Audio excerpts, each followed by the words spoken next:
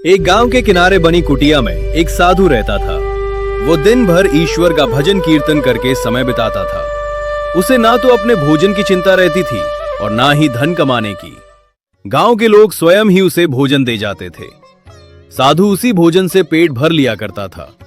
उसे ना तो किसी चीज की ख्वाहिश थी और ना ही लालच। वो बहुत उदार और कोमल हृदय का व्यक्ति था। यदि कोई दुष्ट व्यक्ति उसे कटु शब्द भी बोल देता तो साधु उसका बुरा नहीं मानता था। सभी लोग साधु के व्यवहार की प्रशंसा किया करते थे। इसी कारण वे उसकी हर प्रकार से सहायता किया करते थे। एक बार कड़ाके की सर्दियों के दिन थे।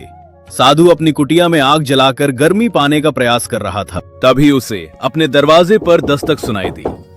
साधु सोचने लगा, सर्दी की रात में इस वक्त कौन आ सकता है। साधु ने दरवाजा खोला तो देखा एक लोमड़ी बाहर खड़ी थी जो सर्दी से कांप रही थी। मैं सामने के पहाड़ों में रहती हूँ, वहां आजकल बर्फ गिर रही है। इस कारण मेरा जीना मुश्किल हो गया है। आप कृपा करके मुझे रात्रि में थोड़ी सी जगह दे दीजिए, मैं सुबह होते ही चली जाऊंगी। साधु ने नम्रता पूर्वक उसे भीतर बुला लिया और कहा, परेशान होने की कोई बात नहीं है, तुम जब तक चाहो यहां रह सकती हो। कुटिया में जली आग के कारण लोमड़ी को राहत महसूस होने लगी। तब साधु ने लोमड़ी को दूध और रोटी खाने को दी। लोमड़ी ने पेट भरकर भोजन किया और एक कोने में सो गई। सुबह होते ही लोमड़ी ने साधु से बाहर जाने की आज्ञा मांगी। साधु ने कहा, इसे अपना ही घर समझो, जब चाहो आ सकती हो। रात्रि होने पर लोमड़ी फिर आ गई। साधु ने उससे दिन भर की बातें की, थोड़ा भोजन दिया, फिर लोमड़ी एक कोने में सो गई।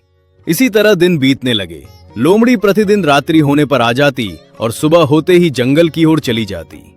साधु को लोमड़ी से एक बालक के समान प्यार हो गया। अब जब कभी लोमड़ी को आने में थोड़ी देर हो जाती तो साधु दरवाजे पर खड़े होकर उसकी प्रतीक्षा करता और उससे देर से आने का कारण पूछता।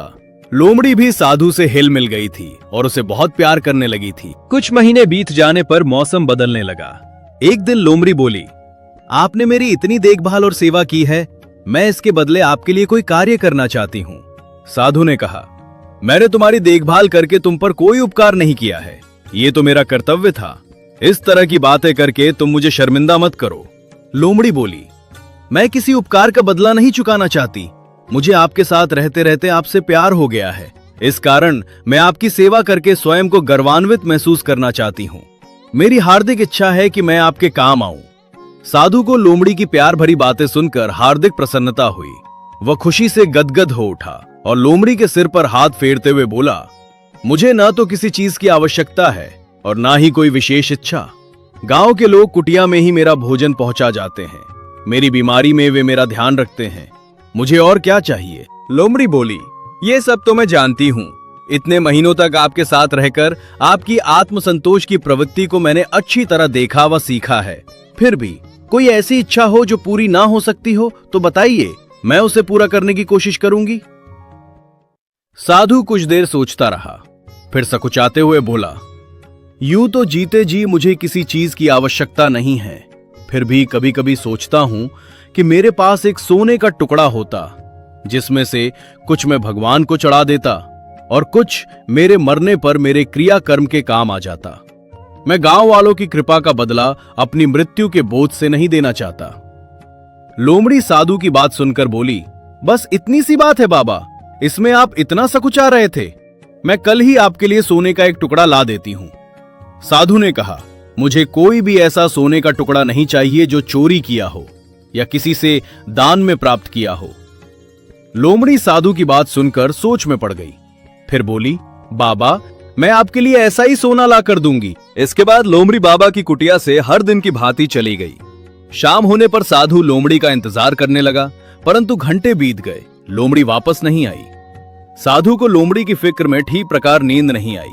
इस प्रकार कई दिन बीत गए, परंतु लोमड़ी नहीं लौटी। साधु के मन में पश्चाताप होने लगा कि उसने बेकार ही ऐसी वस्तु मांग ली जो उसके लिए लाना संभव न था। कभी साधु के मन में यह ख्याल आता, हो सकता है कि लोमड़ी कहीं से सोना चुराने गई हो और पकड़ी गई हो, फिर लोगों के हाथों मारी गई हो, या लोमड़ी किसी दुर्घटना का शिकार हो गई हो।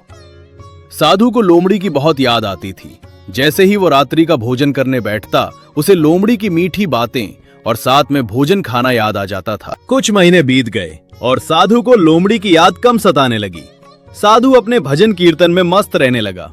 अब लोमड़ी को गए 6 महीने हो चुके थे और सर्दी फिर से पड़ने लगी थी। एक दिन अचानक कुटिया के द्वार पर किसी ने दस्तक दी। साधु ने द्वार खोला तो ये देखकर हैरान रह गया। द्वार पर पतली दुबली लोमड़ी खड़ी थी। अंदर आओ, तुम इतनी दुबली कैसे हो गई? लोमड़ी ने खुशी के आंसू बहाते हुए सोने का टुकड़ा साधु के आगे रख दिया और अपना सिर साधु के चरणों में टिकाकर बैठ गई। साधु लोमड़ी के सिर पर प्यार से हाथ फेरते हुए बोला, तुम्हें इसके लिए इतना परेशान होने की क्या आवश्यकता थी? तुम नहीं जानती कि मैं तुम्हारे लिए कितना परेशान रहता था। तुम मेरे बालक के समान हो। लोमड़ी बोली, मैं इसके लिए बिल्कुल भी परेशान नहीं थी। मुझे तो अपना कर्तव्य पूरा करना था। आपके प्यार की मैं सदैव ऋणी रहूंगी। ये मेरी छोटी सी भेंट आप स्वीकार कर लीजिए। साधु का मन भी लोमड़ी का प्यार देखकर विचलित हो उठा। उसकी अश्रुधारा बह निकली। वो बोला, लेकिन ये तो बताओ कि तुम इतने दिन कहां थी? ये सोने का टुकड़ा कहां से लाई? लोमड़ी बोली, जिन पहाड़ों पर मैं रहती हूं उसी के दूसरी तरफ सोने की खानें हैं। वहां खुदाई के वक्त सोने के कण गिरते जाते हैं। मैं उन्हीं कणों को इतने दिन तक इकट्ठा करती रही। ये कहकर लोमड़ी साधु के पैरों में लोट लगाने लगी। साधु लोमड़ी को प्यार करते हुए बोला, तुमने मेरे लिए इतनी मेहनत की है, इसके बारे में मैं सबको बताऊंगा। लोमड़ी बोली, मैं नहीं चाहती कि मेरी छोटी सी सेवा के बारे में लोगों को पता चले। मैंने प्रसिद्धि के लालच में ये कार्य नहीं किया है। ये प्रेरणा मुझे आपके प्यार से ही मिली है। कल मैं जब यहां से चली जाऊं, उसके बाद आपका जो जी चाहे कीजिएगा। साधु बोला, यह कैसे हो सकता है कि तुम्हारी इतनी मेहनत और सेवा को लोग न जाने? लेकिन तुम ये नहीं चाहती तो यही सही। लेकिन अब मैं तुम्हें यहां से हरगिज जाने नहीं दूंगा। तुम्हें सदैव यही मेरे पास रहना होगा। लोमड़ी मान गई और पहले की भांति साधु के साथ रहने लगी। अब वो हर रोज सुबह को चली जाती और शाम को आते वक्त जंगल से थोड़ी लकड़ियां बटोर लाती ताकि बाबा की ईंधन की आवश्यकता पूरी होती रहे। लोमड़ी साधु बाबा के साथ वर्षों तक बालक की भांति सुख से रही। अगर कहानी अच्छी लगी तो एक लाइक कर देना और कमेंट में यह भी बताना कि आपको कौन सा हिस्सा सबसे ज्यादा अच्छा लगा। और चैनल देव भक्ति की शक्ति को सब्सक्राइब जरूर कर लेना ताकि ऐसी और कहानियां आप मिस न करें। धन्यवाद।